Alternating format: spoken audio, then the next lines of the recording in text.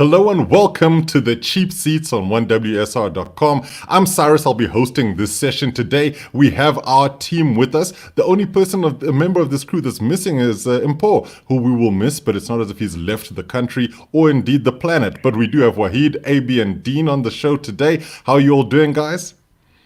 Well, thanks, Cyrus. How are you? Excellent. Look, who wouldn't be good if we're going into the start of the Premier League season? All of our teams start on 0 points, which means that we could all be champions.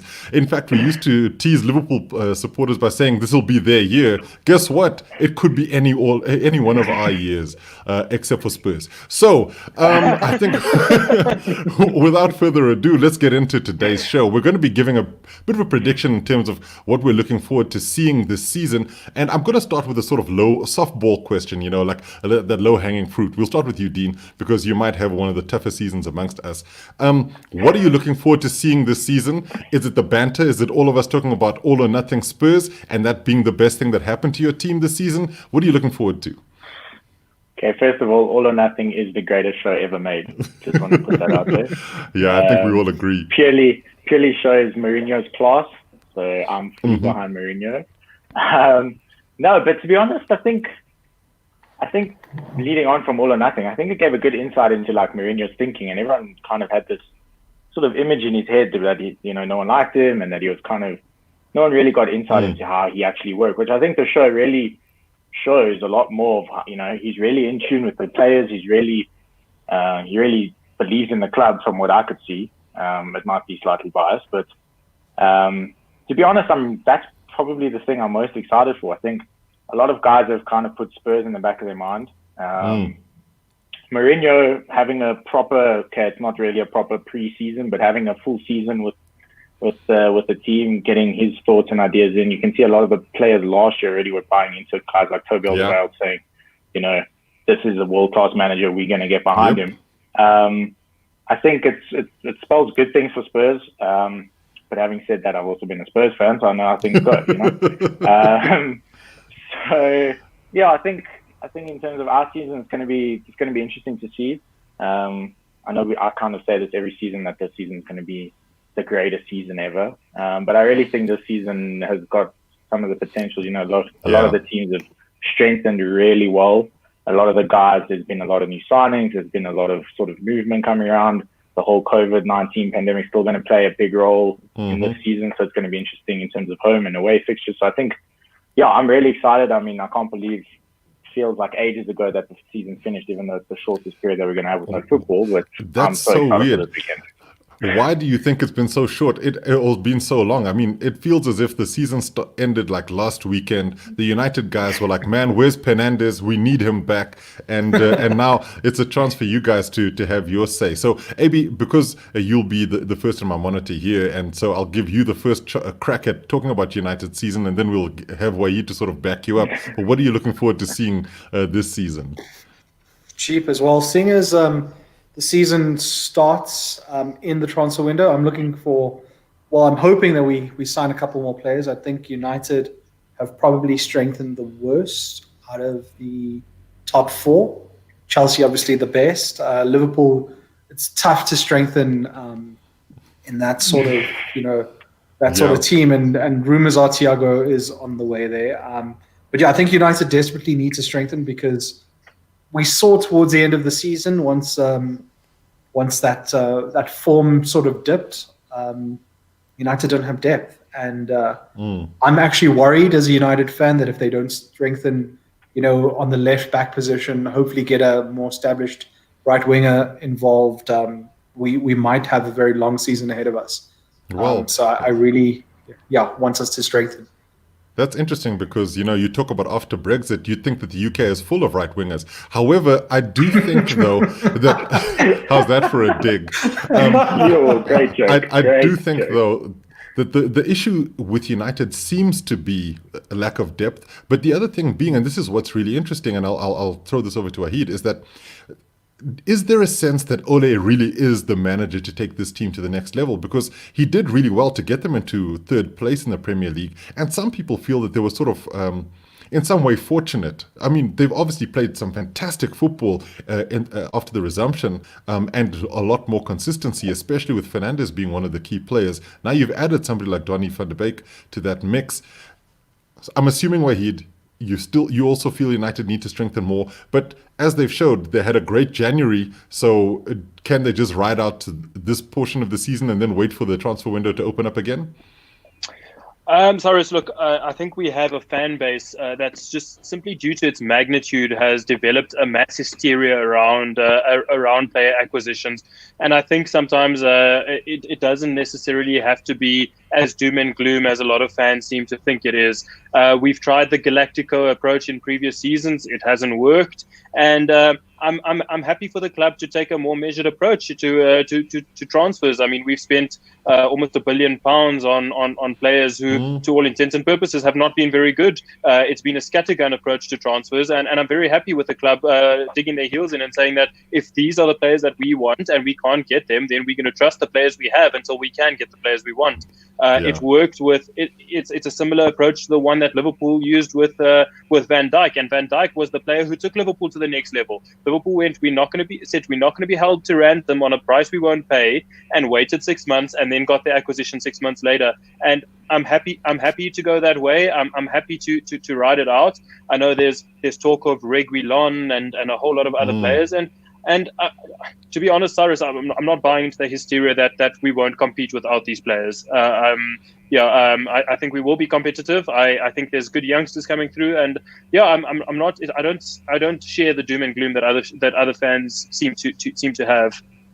No, I like that because it is a measured approach, and I think this is also one of the crazy things about what happens in transfer windows where somebody spends big. It basically gets everybody thinking, oh, I also need to buy a drink in the club. Sometimes the drinks in the club are really expensive. So, it's one of those where you do what you have to do in order to compete within the league itself. I'm not sure how sold I am on what's happening at United, but the other thing is sometimes a lot of the issues around the club seem to be more form-based rather than ability-based. So somebody like David De Gea is actually having a bad period. He's just not a bad player. And so that's one of the things that perhaps fans need to look at and say, it isn't all doom and gloom, but we certainly aren't having the party somebody else in blue is having at the moment. And I think this is also what happens when you have a club like Chelsea who tend to spend big when they need to, but they've also managed to get some good money in for some of the players that they've sold already. So, net spend and all of that stuff has been thrown around between a lot of the fans, and everyone's like, but you're still destroying football. And we're like, but Chelsea fans are saying, we sold these guys, so we've got the money to spend. I guess it's just the way the market works at the moment, and you don't want to be caught. Everybody has their shop on the high street, and they see that you've got massive pockets, so they think, well, maybe we need to up the prices. Is Reguilon worth the money that's being touted out there? Perhaps not. But then you look at the work that Chelsea's been doing, and I think this leads really nicely into the conversation we'll have about signings. It's also, do you feel in any way, shape, or form, and I'll throw this at you first, Dean, that Chelsea have overspent or rather paid too much for some of the players that they brought in? Because I think the consensus amongst Chelsea fans is we've spent, in fact, below par for some of the prices some of these players should have been going for, somebody like Havertz. What do you think, Dean? Yeah, I think, you look at some of the guys that they brought in are obviously quality. I mean, no one can deny that. Chilwell is, of the guys he's brought in, he's obviously the only one that's Premier League proven. So, you're going to pay a premium on that anyway. So I think, you look at the prices that City paid, they paid 50 mil for Walker. You look at that compared to Chilwell. I mean, that price didn't surprise me. There's hardly inflation on that, though, because Walker, when did they buy him? It was like a couple of years back, and Chilwell for around about the same price. Yeah. Yeah. So, in terms of that, I'm not really... that didn't take me by surprise, that price. But to be honest, I think my biggest thing with Chelsea is I don't see right now how you take the team that were playing really good football at the end of the season and put those players in. You've only got 11 players on the pitch. You can't put all of those on. You look at Havertz, you look at Van. Okay, Van is probably going to start, but then what happens to Abraham? Is he then complete second string, and then Giroud? What is he playing? Just backup football in FA Cup. So, and I mean, no one can fault Giroud as well. He played so well at the end of the season. So, I think Chelsea's got a real conundrum on their hands. Havertz is obviously going to walk in. I saw now Chilwell and Ziyech are not playing. Yeah, they won't play. Yeah, I saw that, and Pulisic probably is fit. So that's pretty big for the club. But yeah, I mean Chelsea. I mean, no one can deny it. They obviously the team has strengthened the best, and I really look. They're gonna push. That's my prediction. And I know we're not there yet, but I think they're really gonna push. They're gonna push, and they're right now the only team that can really challenge a City or a Liverpool in my mind. It's a league full of bullies, and if you get pushed, you got to push back. So I think it's one of those things where the playground is a really rough place. But I guess the discussion point here, and I'll toss it to you, Wahid, is which signings have been the best? Because there's been a whole bunch of them, and I guess what that question really relates to is, let's look at the teams. Let's look at how those signings might actually affect those teams, and why is it Havertz at Chelsea? Before I discuss the signings that I think are really good and there's good value in them, I'm just going to say that Frank Lampard had almost a free hit of a season last season. He came in from Derby. There wasn't big expectations on him. He had the whole my hands were tied by a transfer ban sort of thing over his head, and now Roman has thrown the checkbook at him, and Frank's head is going to be on the block if he doesn't perform. If he's not challenging City and Liverpool with the kind of money that Roman has given him, I suspect that Frank might find himself under a little bit more pressure than he found himself last season. Last season, I felt like Frank Lampard was the media's darling at times. He didn't get the sort of criticism that other managers, especially foreign managers, might have got at times. And I think he might have a little bit more pressure this year after the kind of outlay Chelsea are giving him. When it comes to signings that I'm looking forward to seeing, that I think might do well, I look at that Everton midfield. I look at the complete rejig of the Everton midfield, the ball winner in Allen, the box-to-box midfielder in Doucouré, and the creative midfielder in James. And I think they have done really, really good business there to rejig that midfield. For me, that's some really, really good business. There's other players I'm looking forward to seeing, like Ollie Watkins at Aston Villa. At Villa, 26 goals last season. That's a club record for Aston Villa. I'm looking forward to seeing him. I think that's astute business. And I must say that after the whole Saudi business, it seems like Newcastle have actually gone and done very sensible business this summer, which you haven't come to expect from Newcastle over the last couple of years. Mike Ashley, Callum Wilson and Ryan Fraser just are signings that make sense, and it's not something that you would associate with Newcastle. And I'm looking forward to seeing how they go on.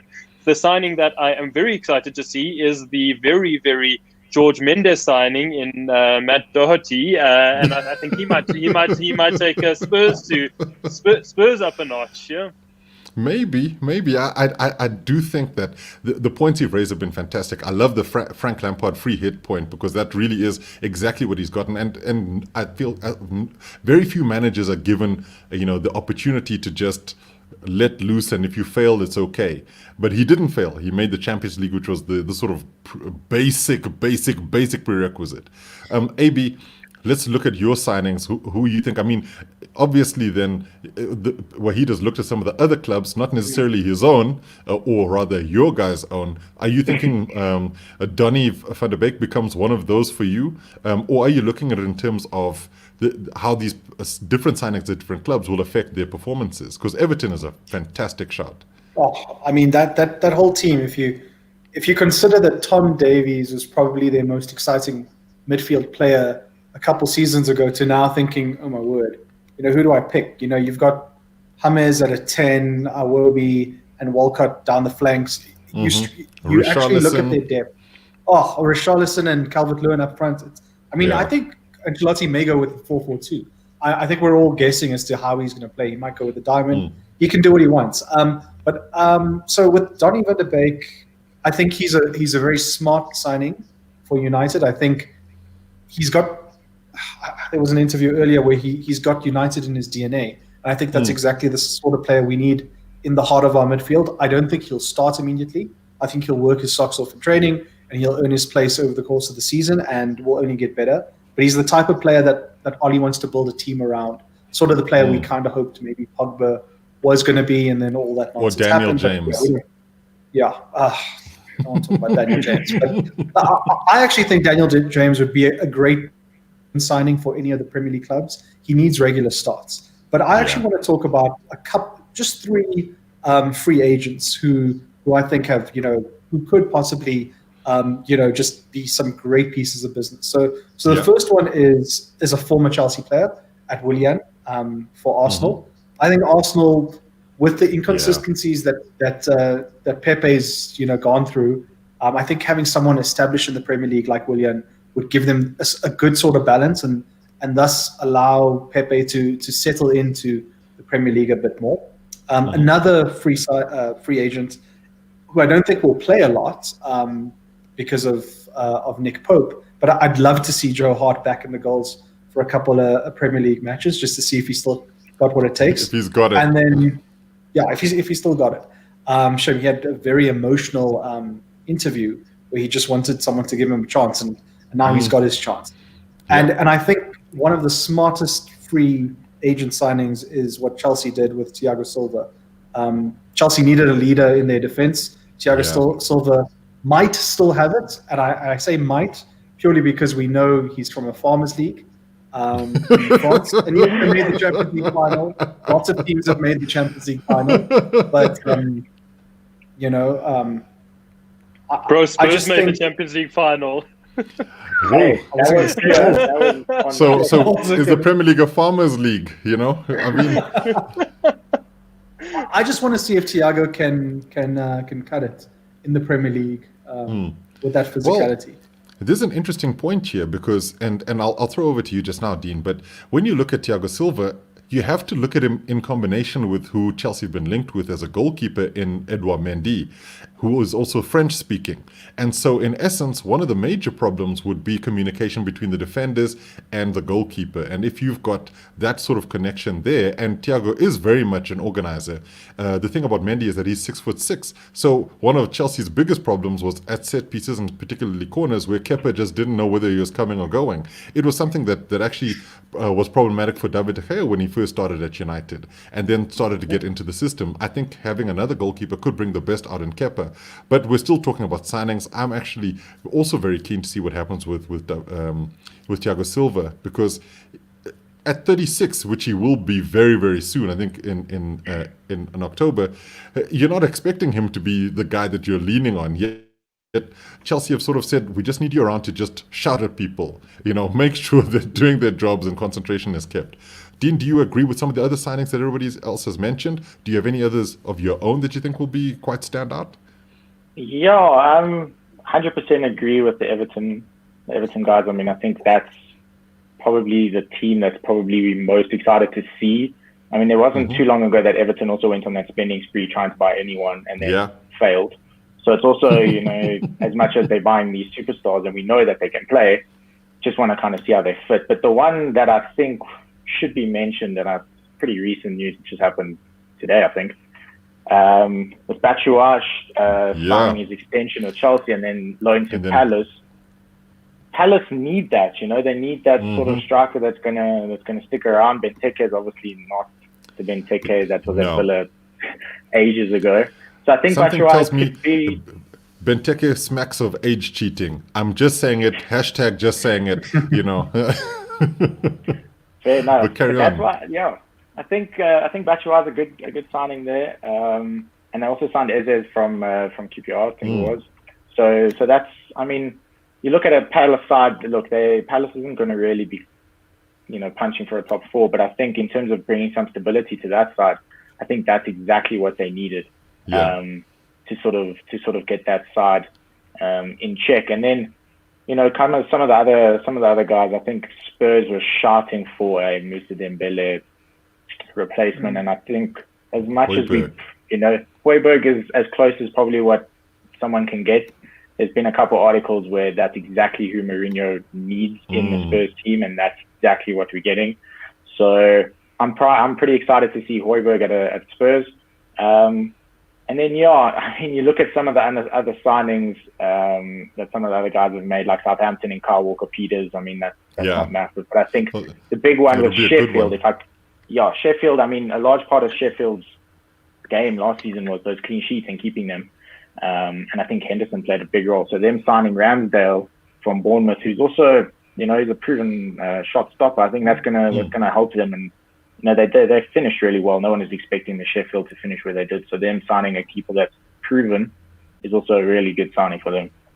I was watching a program, well, one of these YouTube shows a couple of days ago, and this guy absolutely slated the signing of Ramsdale by Sheffield United, because he says when you look at it, Dean Henderson was one of the best shot stoppers in the league, whereas Ramsdale was 15th on that list. And so, you're looking at it in terms of efficiency. I think he is a good goalkeeper, and I think that a lot will be asked of him. But the other bit of business that the Blades have done that's pretty good is signing Ethan Ampadu from Chelsea on loan. I think he's going to be one of the superstars in this league, and he'll probably have a breakout season. He's been playing for Wales regularly without playing for any of his club sides regularly enough, and starring for Wales at the back. He can play in centre back or midfield. My particular signings of this that have really stood out, obviously the Chelsea ones, Havertz. I'm actually most looking forward to seeing Ziyech play. I think he's sort of fallen like under the radar, so to speak, because he was the first one of them that sort of signed in this glut of signings, and he's probably for me one of the most important because he's a wily player. He's 28, so he's older than most of the other guys, which means he's had a lot of experience playing top flight football. Yes, granted in the Netherlands, but he's also the kind of guy who can unlock a defense at will. One of the I had no idea he was 28. Yeah, I was a young player. I thought he was a young player. Yeah, so he's been around for a while, and he should be one of those that will become one of the major captains on the team for Frank when things need to be, like defenses need to be unlocked. And with that left foot from the right flank, he's going to throw in so many crosses. So whether it be Tammy missing the headers as he's been doing for the last couple of seasons, or Werner or Havertz trying to tuck him in on the back post, there's going to be a lot of interesting stuff there. I'm going to keep it also in terms of the vein of looking at Newcastle. I think that the signing of Wilson really is a game changer for them, and people are not talking about them enough because Eric Lascelles, I think, is a fantastic centre-back at that team. They've got a relatively pragmatic defensive unit because that's what Steve Bruce does, but you've actually added some dynamism when you're going forward. So when you've got Saint-Maximin on the one flank and you've got Fraser on the other, and you're giving you a little bit of width to get into the box, and then a Callum Wilson who's actually a far better finisher than any of the other strikers that they have at that team, I think Newcastle will be one of the teams to really watch. But for me, I absolutely love Everton. They've been linked to signing Tomori from Chelsea as well, and he could be a very, very good centre-back option if that loan move does happen for them. And Carlo Ancelotti, he's a wily guy, and I think he'll have no pressure. Everton don't necessarily chop and change things, but they have been spending, so they need to see something happen. I wouldn't be surprised if they're in the top 8. Speaking of which, let's look at our predictions for top 6. So I sort of jump in with the Chelsea stuff. The only player we haven't mentioned there is Timo Werner, who's probably, for me, the player who's probably the most exciting for, I wouldn't say exciting, I'm a United fan, but the most scary looking at the Chelsea side. I think he could be the one who takes Chelsea to the next level, to put the goals away, which he does. He does at will. I mean, he's the only one who challenged Robert Lewandowski in the Bundesliga in terms of goals scored, and I think he's the one who's actually going to take Chelsea to the next level. I wonder about that Havertz and Ziyech pairing, where both are left-footed players, and I wonder if they're not going to get in each other's way in that right sort of channel. It's possible, but I also tend to think Frank is the kind of manager, from what I've watched, he's not afraid to change things up. And he also wouldn't mind asking Havertz to be a lot more flexible. So you almost have him and Mount in a sort of dueling eights kind of thing at some point. And whether you have, because remember, we've also got Christian Pulisic who's going to be running down the one flank. And our wingers have also been known to swap flanks regularly. So you'd almost have like a Pulisic, maybe even switching with a Havertz so that Havertz can go left, Pulisic behind the striker. absolute madness. I don't even want to think about it because I think I get too excited and then I become a Chelsea fanboy. But let's go to AB and let's look at top 6 predictions. AB, who do you think will make the top 6? Do you want to do it in order? Because I don't want to put that pressure on you. But you That's can fine. I if may you as want well. Okay, so I think City will reclaim the league this to. season. Okay. I think if Pep doesn't, he's gone. I think they've got a good enough squad to do that. Then I think Liverpool will come second. They're still so strong, but they haven't strengthened too much. I think Chelsea will be right up there in third, and I think that gap between the top 3 will be a lot less than what it was. 33 points this season between first and third was disgusting. Yeah, and I think United ridiculous. will just get into the Champions League spot at 4. Then I think Spurs will be 5th, very close to United. I think Jose will back down in his first full season in charge and really focus on the league. And I think Arsenal will actually beat out Everton to that 6th spot. Leicester fall off completely for me, unfortunately, from last season, and Wolves drop down a spot as well. So I've actually given you top 8 there with top 9.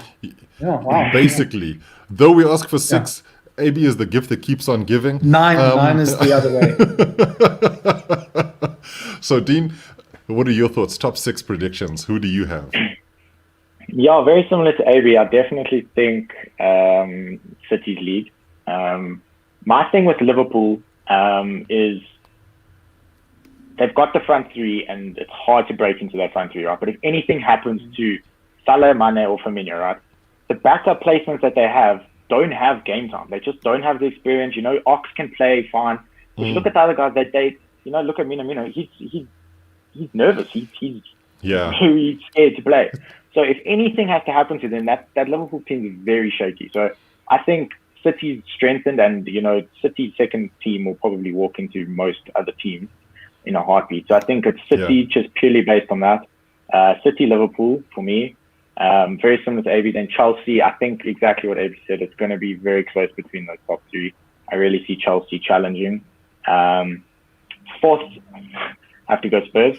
I just have to have to back the boys. I really do think Spurs are going to be a bit of a surprise package, but I do think it will be close with United.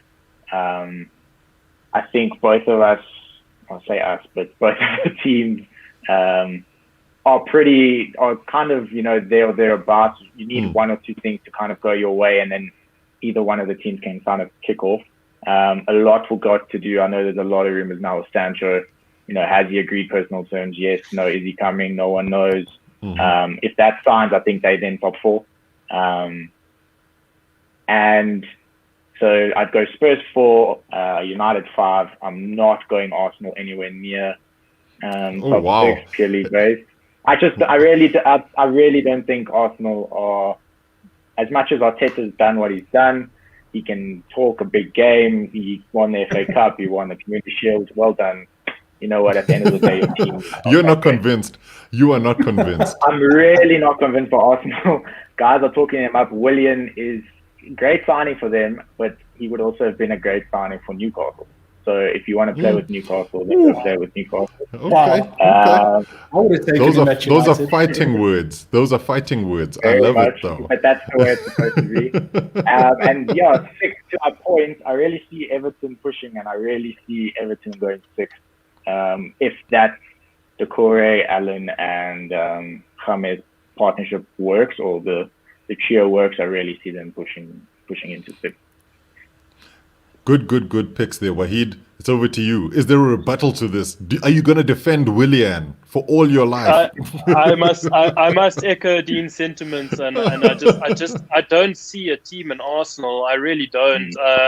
I think that I didn't see them play very good football. There was minutes and moments where it seemed like Arteta had made his mark as the sort of Pep light sort of version on that team, but I just don't see a football team there. And their signings that people are raving about, Gabriel. I mean, like I've never watched him much. I've watched some YouTube stuff of him, and I can't say that I think he's going to be the player to take them up a notch. I can't see him being the player to tighten up a bad defense. I can't see that happening.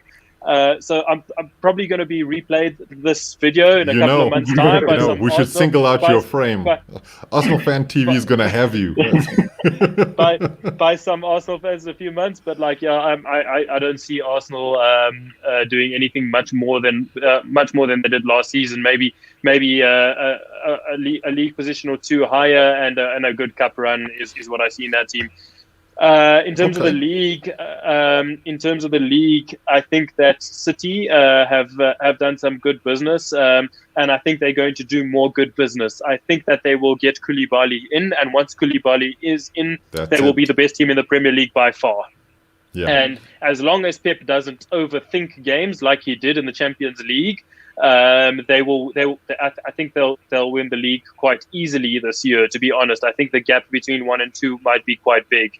I think the gap between 2 and 4 will be quite small this year. So I'm going to go with Liverpool in second, Chelsea in third, and United in fourth. I'm going to go with Spurs in 5, and I don't know the rest, to be honest. They're going to be they will be quite. What I mean by that is that I think the gap between 2 and 5 will be quite small. And I think the gap between 5 and 6 will be quite big, yes. Okay. Yeah. Look, I actually have really enjoyed listening to all of your predictions because I keep thinking of it in terms of, and Dean mentioned something, and this is why my thinking is a little different. And also it's nice to be different from everybody else. I do think City will probably win the league. Whether or not they'll walk it is a completely different thing because they'll need Aguero back and they'll need him at his best in order to really make sure that they maintain. There was something about Raheem Sterling's miss right in front of goal at the end of the last season that really made me think about this City unit and where their mindset is. So I'm not 100% sold because they just capitulated when they needed to really be together. And so the signings that they've made have been really good. And I do think they've got a squad that would rival absolutely anybody in the league. I still would probably also pick them as the favorites to win it. But I don't know if they'll win it at a canter. I'm also not 100% sure if Liverpool will be the ones to really chase them all the way this season, because if there's one thing that's been true of a Jurgen Klopp team is that they have really, really good batches of seasons. 2 or 3 seasons where they play absolutely sterling football, somebody leaves and suddenly things are just a bit weird. And one of the other things they've been relatively lucky with is not having long-term injuries to important players. And that's the point Dean mentioned that I feel might actually come up for them this season, is that they pushed so hard to win the league last season. I'm not sure what kind of wear and tears in those bodies. And players like Mane and Salah, towards the end of the campaign, were just not really at the races. And then you saw that a little bit in the Community Shield. So I'm going to say something absolutely stonkingly ridiculous here and say I think Chelsea are going to be the second place finishers in the league this coming season.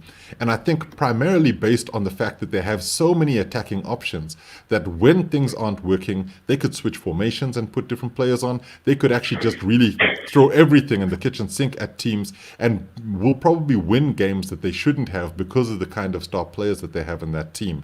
In terms of third and fourth, I'd say if Chelsea are second, then Liverpool third.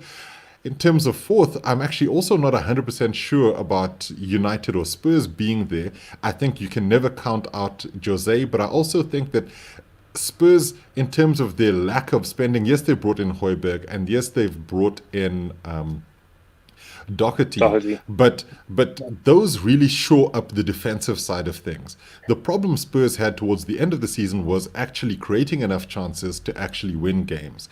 And they don't necessarily have too many game breakers within that mix. So somebody like Bergwijn, I'm actually really keen to see how well he does. Heung-min Son is also another one of those. It is crucial for Dele Alli to have a fantastic campaign for Spurs in order for them to push on. But there seemed to be a period at the beginning of the Mourinho era where he was just absolutely great, and then it just fell away. And whether or not he can pick himself up to become the Dele Alli that they need will be that I think will be the key thing. So in terms of fourth place, I'm going to go. Having talked trash, I'll go with United. I think United will probably finish this season in fourth, primarily because of the signings they've made, but also because they've. Can they be as bad as they were last season to begin the season again? I think that's going to be the key thing here. At this point, they are now an Ole Gunnar Solskjaer team. They were he was trying to mold them into something. They are that now, whatever that means. I think that might be, in terms of the playing personnel, enough to get them ahead of Spurs, who I think will finish fifth. And I think that Leicester will probably finish sixth. I wouldn't be surprised if Leicester are the kind of team, there's no pressure on them. The other thing about Leicester is that they haven't lost any of their big guys. The only problem I have with Leicester right now is their over-reliance on Vardy to get them the goals, and he's not getting any younger. And I do think that one of the things people have not necessarily spoken about enough is Iheanacho was a really big player for them towards the end of the season. He's going to get goals, and Ayoze Perez is somebody who also didn't really factor in towards the end of the campaign, and he's another really big player for them. So Maddison, Perez, and Barnes is going to be a really interesting combination, and I think and potentially David Brooks. Exactly. I think don't count out Leicester, because Soyuncu's he's going to be back. Yes, they might have issues at the back in terms of Johnny Evans, but he's had a good run. So those are my predictions. Because we're really losing time here. Relegation candidates, is it the regular suspects here? Is it like we're looking at the promoted teams and one other, and we're saying that's it? So Wahid, who do you think is going to get relegated? West Ham. Oh, Yeah, they have. Oh. West Ham. I don't know. Have any of you guys seen that little clip on YouTube of them trying to defend in one of their preseason games, and Mark Noble standing on the halfway line with his hands on his hips, because honestly they're just watching each other. And I think West Ham are going down this season. I've never rated David Moyes, and I don't think he's keeping them up this season. I think West Ham are going down. The rest, I think. Like West Brom, Fulham, the normal candidates. There's a string attached to those yo-yo teams. To the yo-yo teams up and down. So yeah, but the Premier League one to go down, I think West Ham is the end of their run, the Premier League. Okay, AB, do you agree with that? So I think for me, Aston Villa didn't finish the season too well. I'd be worried about them, and I'd also be worried if I was a Brighton fan. Interesting Seagull one. had a great start to the season last year, which I think saved them. And then they won 2 games in, I think it was 20, and that's not good enough.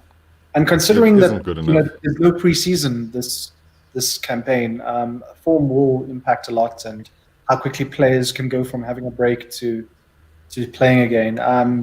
But of course, Fulham, West Brom, Leeds will stay up. I'd like to see Villa get relegated. The fact that you'd like to see that says a lot. I must disagree with the Brighton stuff. I think they've done some good business in Lallana and Joel Feldman, and I think they're moving to a type of team that want to play better football and more attacking football. And I think we might see them do some nice things out in Brighton. That's killed certain teams before, play to the style that look at Burnley. That's why they're staying in the Premier League. When you start changing the formula a little bit, you become Pepsi and not Coca-Cola. Dean, who are your relegation candidates? First, I don't know. Arsenal. Why? I don't know why Wahid is backing Brighton so hard. I think he's got half of their squad in the FPL. I don't know why. But yeah, I think it's definitely Fulham and it's definitely West Brom. I think both of those squads, they're just not good enough. I really don't see anyone from West Brom making a massive statement on the Premier League. And same for Fulham. But obviously, same as AB said, Leeds looks like the club that's done the best business, got the better sort of squad amongst the guys that have come up. In terms of guys that are going down, I'm going to say Burnley. Burnley. Just don't.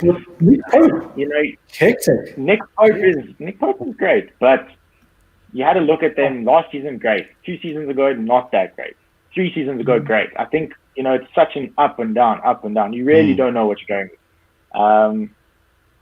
And the problem is Nick Pope, you see Nick Pope gets injured and gone. You know, They've got Joe Hart. Yeah. Joe Hart. They don't have Joe Joe Hart. I Hart- have Joe Joe Hart. Hart's at Spurs. Is it Spurs? Yes, I Come did on, wonder Andy, about that that's earlier, but that's I. Oh, your FPL's gonna be messed up. Yo, guys, I need to go change my team quickly. Hang on. But the one thing that I will say about Burnley is, and the only reason why I'm saying that is, Chris Wood is a really decent striker, okay, and he's been linked to Spurs, and he's probably, if I can say something, I would take him at Spurs because of the fact that he can play in the Premier League. He is a decent enough backup striker because no one's going to walk into the Spurs team and be a straight up striker. No one's going to replace Harry Kane, and Wood scores goals. So Burnley, if Wood leaves, gone. If Pope's injured, gone. And yeah. But you say They've Burnley got and Tarkowski then and Ben Mead, though. yeah, and that's the why I problem don't. is there's just too many variables. There's too many variables with that Burnley team. If maybe y'all can, you know. West Ham probably the same as what Wahid's saying, but I just think West Ham will stay up because of the fact that they've got enough of the sort of average enough players to walk in. The Burnley guys, one of those are gone. No one's going to walk in. Again, that's probably like Wahid. Someone's going to play this to me in a couple months and be like, "Oh, Burnley's Luckily, there are no Burnley fans in anywhere close to where we are. But I do think I agree in terms of Fulham and West Brom going down. And I think those are almost no-brainers, just in terms of the fact that they haven't necessarily strengthened enough. I don't agree with Burnley. I think that Burnley, there's a ruggedness about them, and they will fight tooth and nail for every point. Whereas somebody like West Ham, they're already turning on each other. You've seen Mark Noble questioning the selling of certain players, and team chemistry is a major thing. They've changed coaches way too often. So I think West Ham, they're battling the relegation stakes. Whereas I also think Villa, their biggest issue wasn't necessarily that they didn't score goals, because they didn't, but rather that they conceded way too many, and they haven't done enough to try and shore up at the back, even when you have John Terry and the backroom staff as your defensive coach as such. So I do think that there's going to be issues, and I think that it's likely going to be between West Ham and Villa in terms of who joins the guys at the bottom. And the likeliest one for me is probably Villa, because as much as I like Jack Grealish and John McGinn is going to be one of those really important players for them, they just don't seem to have enough to stay up. And I think they're going to make Dean think that the B should rather be in his name for Burnley, so he should back them rather than. I mean, we could always go Arsenal. Sorry. Yeah, we really could. Look, we're probably going to have to leave it there. But I do think that let's just go very, very quickly, because we don't have much time. But what matches are you going to watch this weekend? What's the one pick-out game standout game between all of you? Dean, pick one that you're really watching that isn't a Spurs game. That isn't a Spurs game. Okay, well, I was gonna say Spurs game because I want to see how Everton play. Yeah. Okay, I'll allow that because that makes sense. Yeah, it's a fantastic clash. I really want to see the way that Everton squad comes together. I think a lot of it's going to be, if you can see how, I think Richarlison and Calvert-Lewin are going to start up front, but that midfield is really going to determine how it starts, and I think he's probably going to stick with that if it's a formula that works. So that Everton first game is going to be a big call on how the rest of the season is going to go. If they blow up, I think we'll all be questioning what we've said now. So that's the game for me, apart from the fact that it's Spurs. I think that's my pick for the weekend's action as well. I think that Spurs-Everton game is going to be the big one. Considering there's no United, I'm assuming you guys are also going to be watching Spurs-Everton. What are your picks? What's yours, AB? So Spurs-Everton is obviously the most popular one with the new guys looking to break into, or Everton looking to break into the top six. But another interesting one is on Monday, Sheffield versus Wolves, guys who had some success last year. So I think they're going to try and build off that good season, and I'm a closet Wolves fan, so gotta get me some Raul Jimenez on Monday. That man. Everybody who has Jimenez in their team and Traore are thinking, come on, let's go and get in there, Wolves. Wahid, your pick for the clash of the weekend. Well, the two teams I hate the most are going head-to-head in Liverpool and Leeds. So you think they all take an L? I wish both could lose. But yeah, I'd be very interested to see Leeds' first forays into the Premier League and how they set up, how they look, how they try and counter this Liverpool side. And I think it might be an interesting result. I think we might see a little bit of an unexpected game there. It's new for Leeds to be in the league. It's been a long time, and Liverpool. Liverpool ended the season on a shaky note and started on a shaky note against Arsenal. So I'd like to see how they start the season. If they're going to be that all-conquering Liverpool side of the last 2 years. So yeah, let's have a look. What a great call, considering that I think that if you're going to pick the league champions against a newly promoted team, you're not going to pick the newly promoted team. Hashtag just saying. We're going to have to leave the episode there. Thank you so much for watching The Cheap Seats. Wahid, AB, Dean, you've been incredible. Your picks are going to go down in history, and everybody's going to make sure that they've liked this video, subscribed to the channel, and told everybody about The Cheap Seats and what we did. Make sure you're watching the games this weekend. Thank you for watching, and this has been The Cheap Seats.